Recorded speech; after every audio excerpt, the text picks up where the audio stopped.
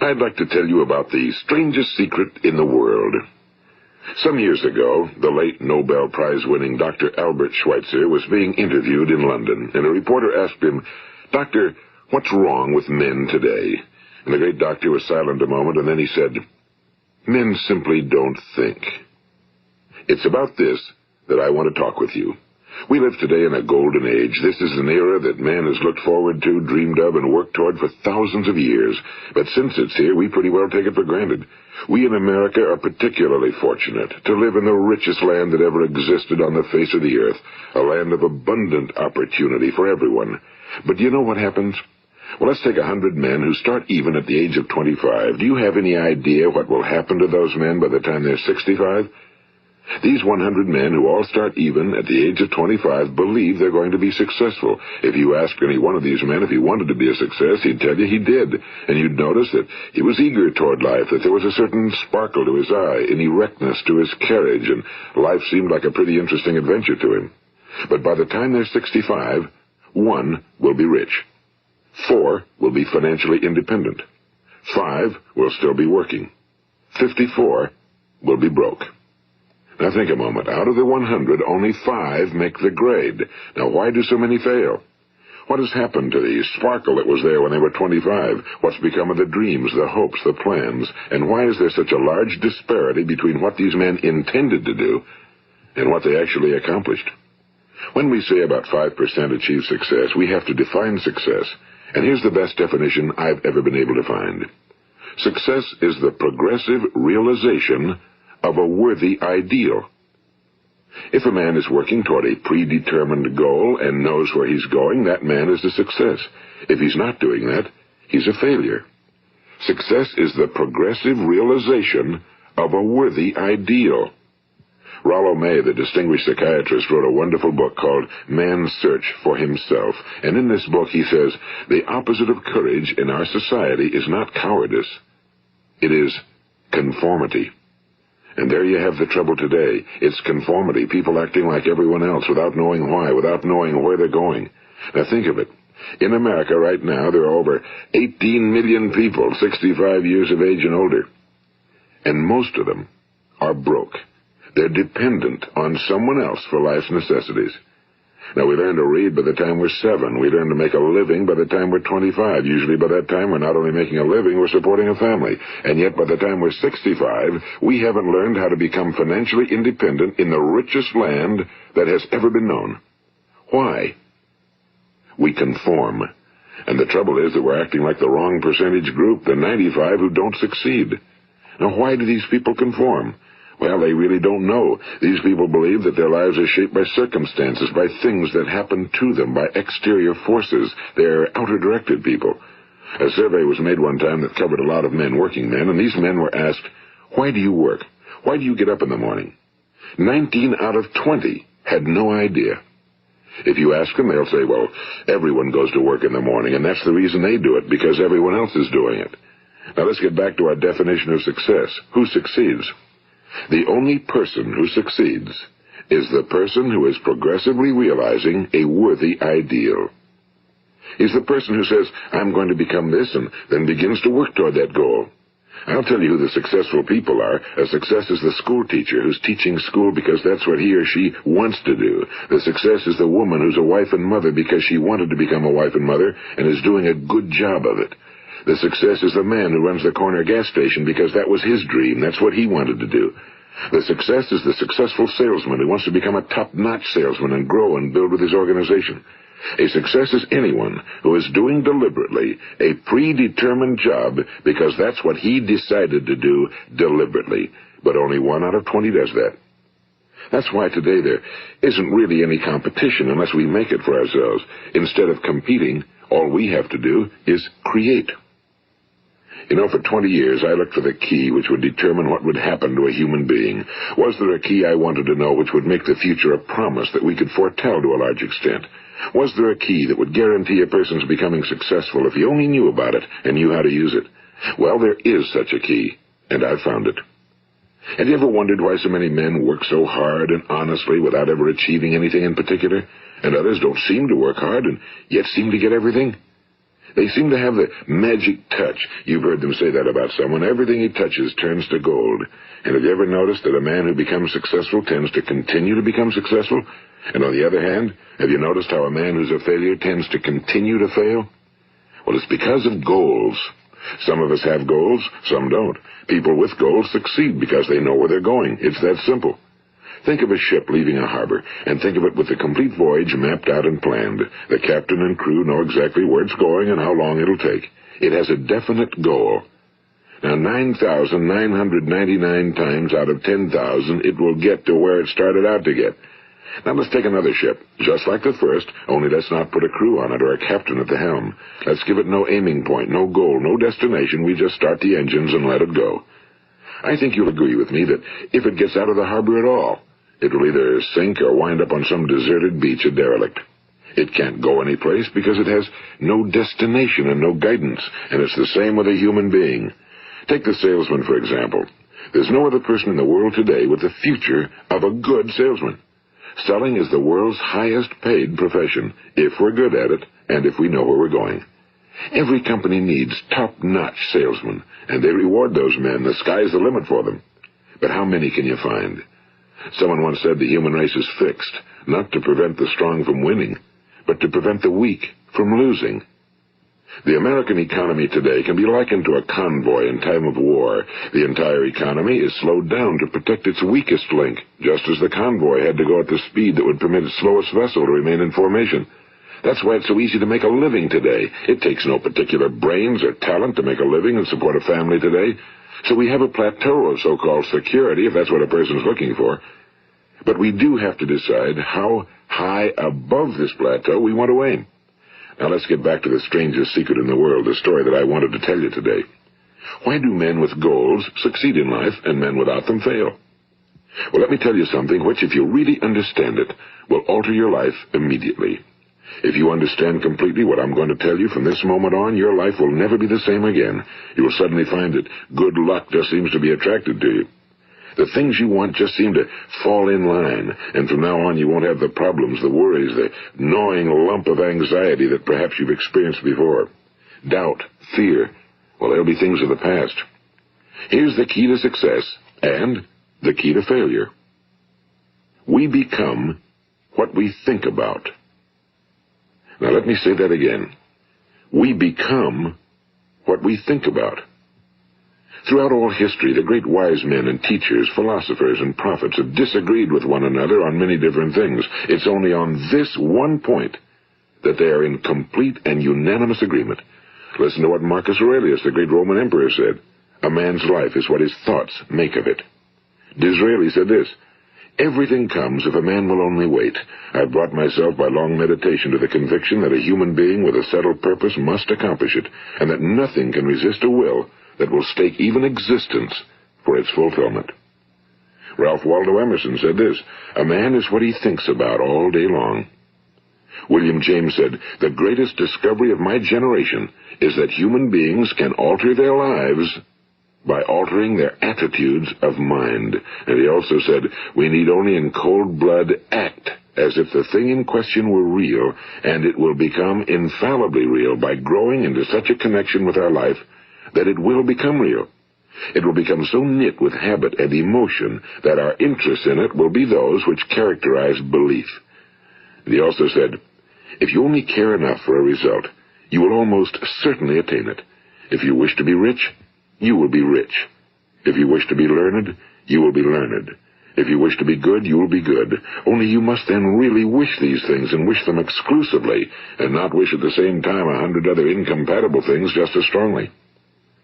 In the Bible, you read in Mark 9:23, if thou canst believe, all things are possible to him that believeth. My old friend Dr. Norman Vincent Peale put it this way, this is one of the greatest laws in the universe. Fervently do I wish I had discovered it as a very young man. It dawned upon me much later in life, and I found it to be one of the greatest, if not my greatest discovery outside of my relationship to God. The great law, briefly and simply stated, is that if you think in negative terms, you will get negative results. If you think in positive terms, you will achieve positive results.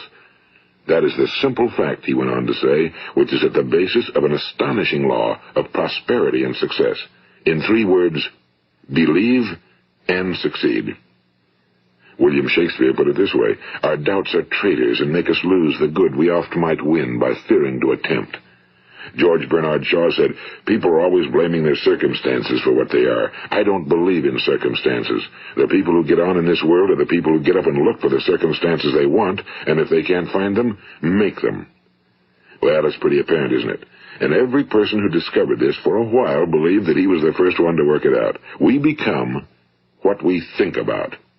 Now, it stands to reason that a person who's thinking about a concrete and worthwhile goal is going to reach it, because that's what he's thinking about, and we become what we think about.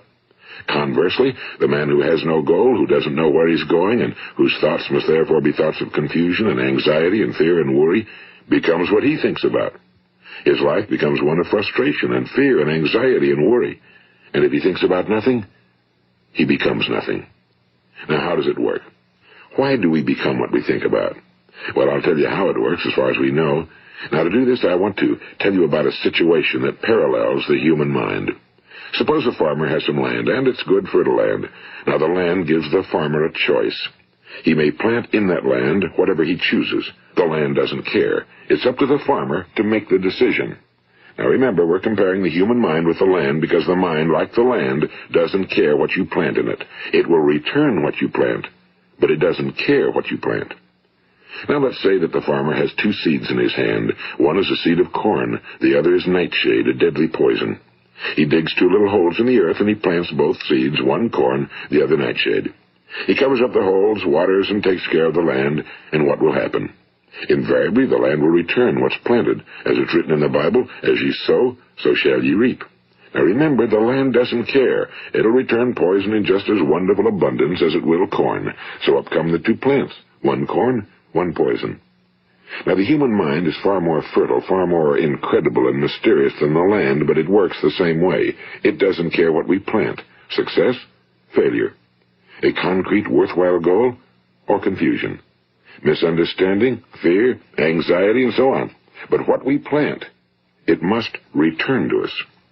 You see, the human mind is the last great unexplored continent on Earth.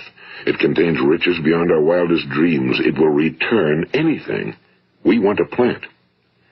Now, you might say, well, if that's true, why don't people use their minds more? Well, I think they figured out an answer to that one, too. Our mind comes as standard equipment at birth. It's free, and things that are given to us for nothing we place little value on. Things that we pay money for, we value. The paradox is that exactly the reverse is true. Everything that's really worthwhile in life came to us free. Our minds, our souls, our bodies, our hopes, our dreams, our ambitions, our intelligence, our love of family and children and friends and country, all these priceless possessions are free. But the things that cost us money are actually very cheap and can be replaced at any time. A good man can be completely wiped out and make another fortune. He can do that several times. Even if our home burns down, we can rebuild it. But the things we got for nothing, we can never replace. The human mind isn't used because we take it for granted. Familiarity breeds contempt. It can do any kind of job we assign to it, but generally speaking, we use it for little jobs instead of big, important ones. Universities have proved that most of us are operating on about 10% or less of our abilities. So decide now, what is it you want? Plant your goal in your mind. It's the most important decision you'll ever make in your entire life. What is it you want? Do you want to be an outstanding salesman? A better worker at your particular job? Do you want to go places in your company, in your community? Do you want to get rich? All you've got to do is plant that seed in your mind, care for it, work steadily toward your goal, and it will become a reality. It not only will, there's no way that it cannot. You see, that's a law, like the laws of Sir Isaac Newton, the laws of gravity. If you get on top of a building and jump off, you'll always go down. You'll never go up, and it's the same with all the other laws of nature. They always work. They're inflexible. Think about your goal in a relaxed, positive way. Picture yourself in your mind's eye as having already achieved this goal. See yourself doing the things you will be doing when you've reached your goal. Ours has been called the phenobarbital age, the age of ulcers and nervous breakdowns and tranquilizers. At a time when medical research has raised us to a new plateau of good health and longevity, far too many of us worry ourselves into an early grave trying to cope with things in our own little personal ways without learning a few great laws that will take care of everything for us. These things we bring on ourselves through our habitual way of thinking. Every one of us is the sum total of his own thoughts. He is where he is because that's exactly where he really wants to be, whether he'll admit that or not. Each of us must live off the fruit of his thoughts in the future, because what you think today and tomorrow, next month and next year, will mold your life and determine your future. You're guided by your mind. I remember one time I was driving through eastern Arizona, and I saw one of those giant earth-moving machines roaring along the road at about 35 miles an hour with what looked like 30 tons of dirt in it. A tremendous, incredible machine, and there was a little man perched way up on top with the wheel in his hands guiding it. And as I drove along, I was struck by the similarity of that machine to the human mind. Just suppose you're sitting at the controls of such a vast source of energy. Are you going to sit back and fold your arms and let it run itself into a ditch? Or are you going to keep both hands firmly on the wheel and control and direct this power to a specific, worthwhile purpose? It's up to you. You're in the driver's seat. You see, the very law that gives us success is a two-edged sword. We must control our thinking. The same rule that can lead a man to a life of success, wealth, happiness, and all the things he ever dreamed of for himself and his family. That very same law can lead him into the gutter. It's all in how he uses it, for good or for bad. This is the strangest secret in the world. Now, why do I say it's strange, and why do I call it a secret? Actually, it isn't a secret at all. It was first promulgated by some of the earliest wise men, and it appears again and again throughout the Bible, but very few people have learned it, understand it. That's why it's strange, and why for some equally strange reason it virtually remains a secret. I believe that you could go out and walk down the main street of your town and ask one man after another what the secret of success is, and you probably wouldn't run into one man in a month who could tell you. Now, this information is enormously valuable to us if we really understand it and apply it. It's valuable to us not only for our own lives, but the lives of those around us, our families, employees, associates, and friends. Life should be an exciting adventure. It should never be a bore. A man should live fully, be alive. He should be glad to get out of bed in the morning. He should be doing a job he likes to do because he does it well. One time I heard Grove Patterson, the great late editor-in-chief of the Toledo Daily Blade, make a speech, and as he concluded his speech, he said something I've never forgotten. He said, "My years in the newspaper business have convinced me of several things. Among them, that people are basically good, and that we came from someplace, and we're going someplace. So we should make our time here an exciting adventure. The architect of the universe didn't build a stairway leading nowhere." And the greatest teacher of all, the carpenter from the plains of Galilee, gave us the secret time and time again. As ye believe, so shall it be done unto you. I've explained the strangest secret in the world and how it works. Now, on this side, I want to explain how you can prove to yourself the enormous returns possible in your own life by putting this secret to a practical test. I want you to make a test that will last 30 days. It isn't going to be easy, but if you'll give it a good try, it will completely change your life for the better. Now, back in the 17th century, Sir Isaac Newton, the English mathematician and natural philosopher, gave us some natural laws of physics which apply as much to human beings as they do to the movement of bodies in the universe. And one of these laws is that for every action, there is an equal and opposite reaction. Simply stated, as it applies to you and me, it means we can achieve nothing without paying the price. The results of your 30-day experiment will be in direct proportion to the effort you put forth. To be a doctor, you must pay the price of long years of difficult study. To be successful in selling, and remember that each of us succeeds to the extent of his ability to sell. Selling our families on our ideas, selling education in schools, selling our children on the advantages of living the good and honest life, selling our associates and employees on the importance of being exceptional people. To, of course, the profession of selling itself. But to be successful in selling our way to the good life, we must be willing to pay the price. And what is that price? Well, it's many things. First, it's understanding emotionally, as well as intellectually, that we literally become what we think about, that we must control our thoughts if we're to control our lives. It's understanding fully that as ye sow, so shall ye reap. Second, it's cutting away all fetters from the mind and permitting it to soar as it was divinely designed to do. It's the realization that your limitations are self-imposed and that the opportunities for you today are enormous beyond belief. It's rising above narrow-minded pettiness and prejudice. And third, it's using all your courage to force yourself to think positively on your own problem, to set a definite and clearly defined goal for yourself, to let your marvelous mind think about your goal from all possible angles, to let your imagination speculate freely upon many different possible solutions, to refuse to believe that there are any circumstances sufficiently strong to defeat you in the accomplishment of your purpose, to act promptly and decisively when your course is clear, and to keep constantly aware of the fact that you are, at this moment, standing in the middle of your own acres of diamonds, as Russell Conwell used to point out. And fourth, save at least 10% of every dollar you earn. It's also remembering that no matter what your present job, it has enormous possibilities, if you're willing to pay the price. Now let's just go over the important points in the price each of us must pay to achieve the wonderful life that can be ours. It is, of course, worth any price. 1. You will become what you think about. 2. Remember the word imagination and let your mind begin to soar. 3. Courage. Concentrate on your goal every day. 4. Save 10% of what you earn. And 5. Action. Ideas are worthless unless we act on them. Now, I'll try to outline the 30-day test I want you to make. Keep in mind that you have nothing to lose by making this test and everything you could possibly want to gain. There are 2 things that may be said of everyone. Each of us wants something, and each of us is afraid of something. I want you to write on a card what it is you want more than anything else. It may be more money. Perhaps you'd like to double your income or make a specific amount of money. It may be a beautiful home. It may be success at your job. It may be a particular position in life. It could be a more harmonious family. Each of us wants something. Now write down on your card specifically what it is you want. Make sure it's a single goal and clearly defined. You needn't show it to anyone, but carry it with you so that you can look at it several times a day.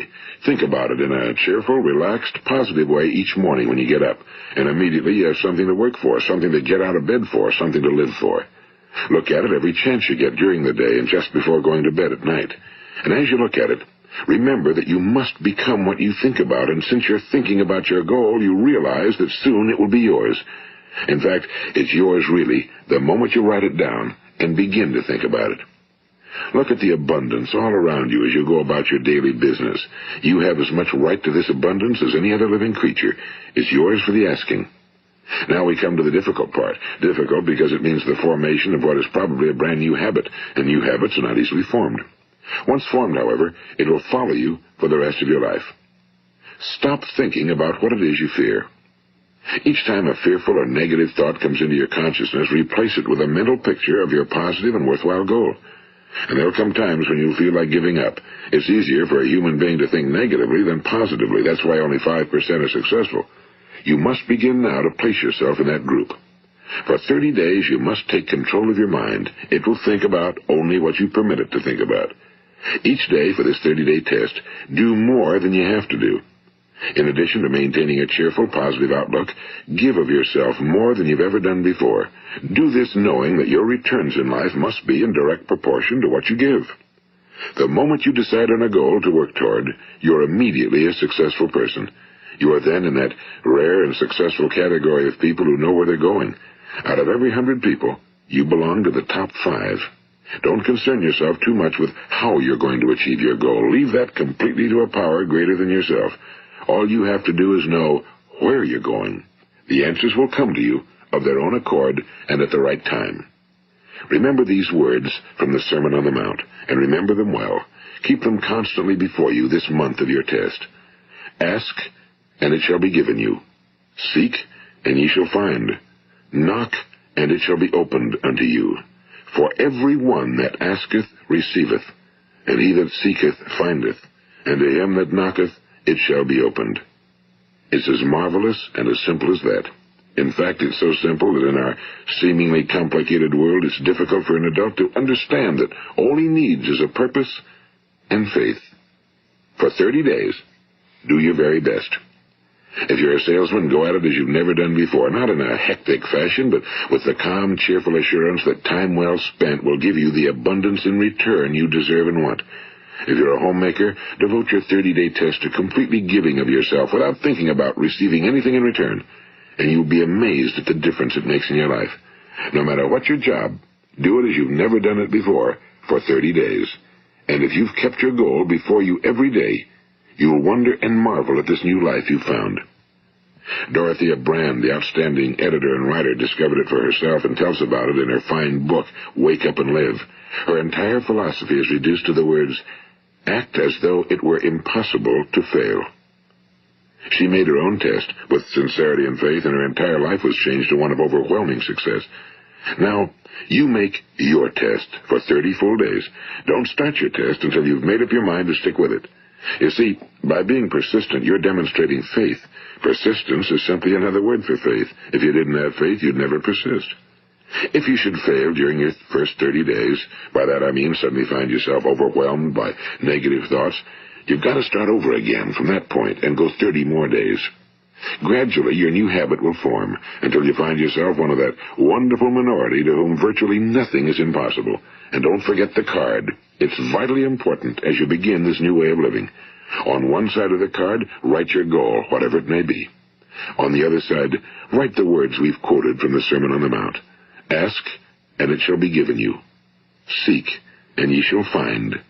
Knock, and it shall be opened unto you. Nothing great was ever accomplished without inspiration. See that during these crucial first 30 days, your own inspiration is kept at a peak. And above all, don't worry. Worry brings fear, and fear is crippling. The only thing that can cause you to worry during your test is trying to do it all yourself. Know that all you have to do is hold your goal before you. Everything else will take care of itself. Remember also to keep calm and cheerful. Don't let petty things annoy you and get you off course.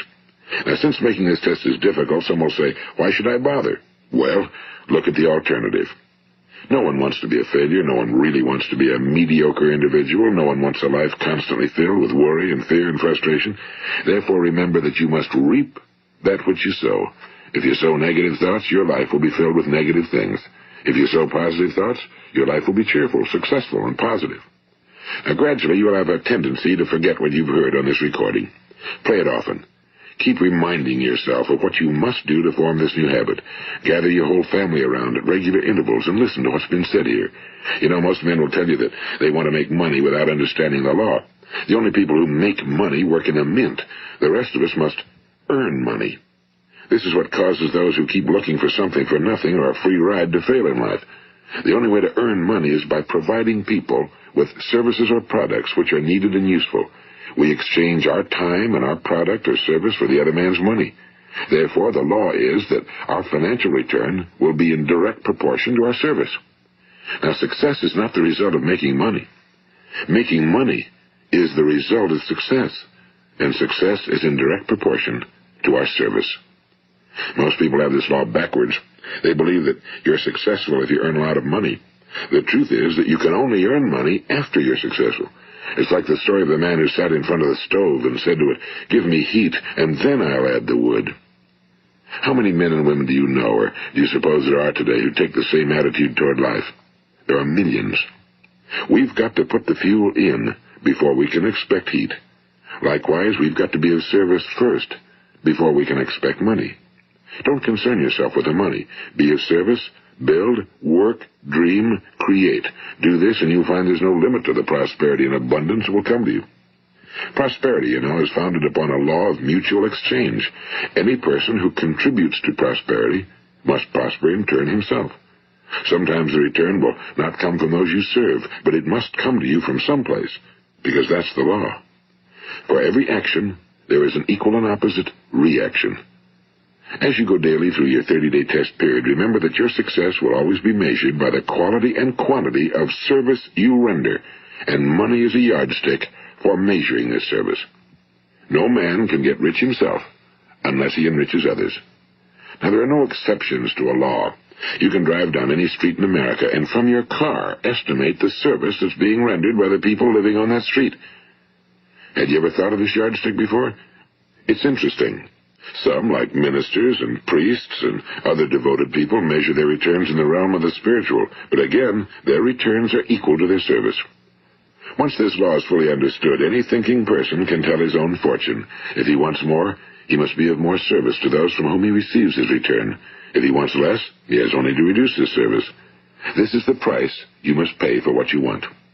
If you believe you can enrich yourself by deluding others, you can end only by deluding yourself.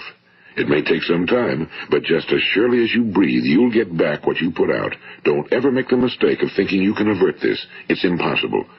The prisons and the streets where the lonely walk are filled with people who tried to make new laws just for themselves. We may avoid the laws of man for a while, but there are greater laws that cannot be broken. An outstanding medical doctor recently pointed out 6 steps that will help you realize success. 1. Set yourself a definite goal. 2. Quit running yourself down. 3. Stop thinking of all the reasons why you cannot be successful and instead think of all the reasons why you can. 4. Trace your attitudes back through your childhood and try to discover where you first got the idea you couldn't be successful, if that's the way you've been thinking. 5. Change the image you have of yourself by writing out a description of the person you would like to be. And 6. Act the part of the successful person you have decided to become. The doctor who wrote those words is a noted West Coast psychiatrist, Dr. David Harold Fink. Do what the experts since the dawn of recorded history have told you you must do. Pay the price by becoming the person you want to become. It's not nearly as difficult as living unsuccessfully. Make your 30-day test, then repeat it again, and each time it will become more a part of you until you'll wonder how you could ever have lived any other way. Live this new way and the floodgates of abundance will open and pour over you more riches than you may have dreamed existed. Money? Yes, lots of it. But what's more important, you'll have peace. You'll be in that wonderful minority who lead calm, cheerful, successful lives. Start today. You have nothing to lose, but you have a whole life to win. This is Earl Nightengale, and thank you.